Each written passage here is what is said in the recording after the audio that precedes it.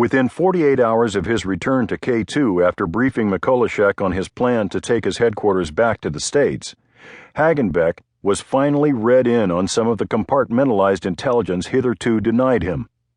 The man sharing the intel was Colonel John Mulholland, a bear of a man who commanded 5th Special Forces Group.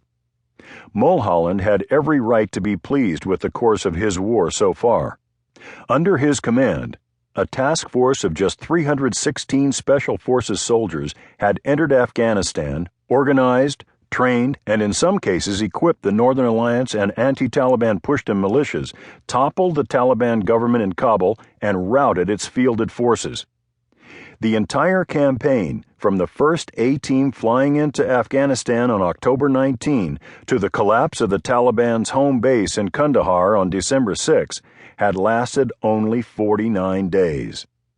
Notwithstanding the critical contributions made by the CIA, Air Power, and other Special Operations Forces, the defeat of the Taliban was Special Forces' finest hour.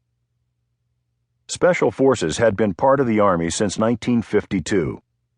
For much of that time, they had been treated like a bastard child. The Big Army never really felt comfortable with the independence bred and trained into SF soldiers.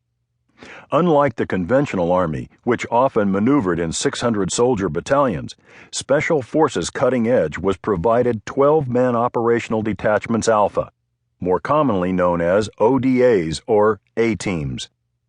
By 2001, Special Forces focused on unconventional warfare, teaching insurgents how to wage war against enemies of the United States.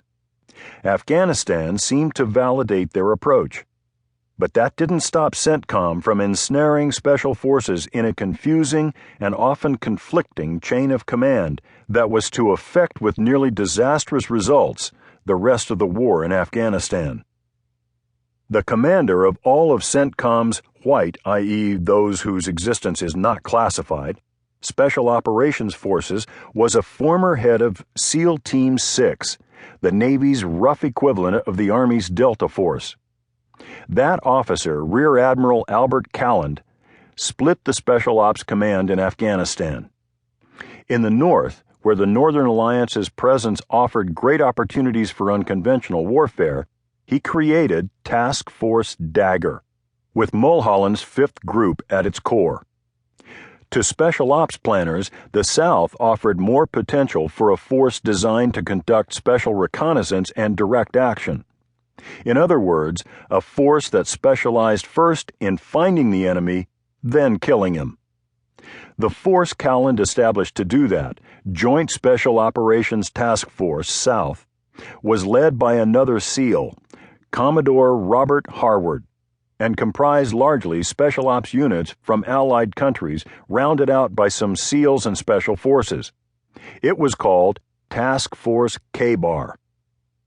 Many, especially those in the Army, worried about Navy operators being thrust into extended land operations.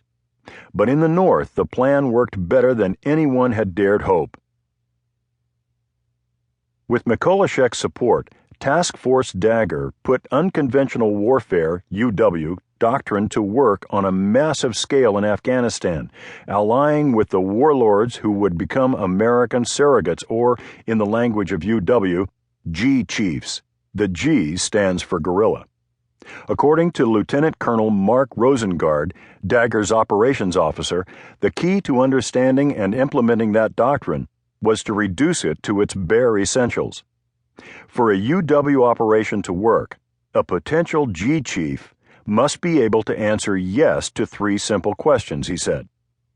The first one is, do we have a common goal today, recognizing tomorrow may be different? The second question is, do you have a secure backyard, Rosengard?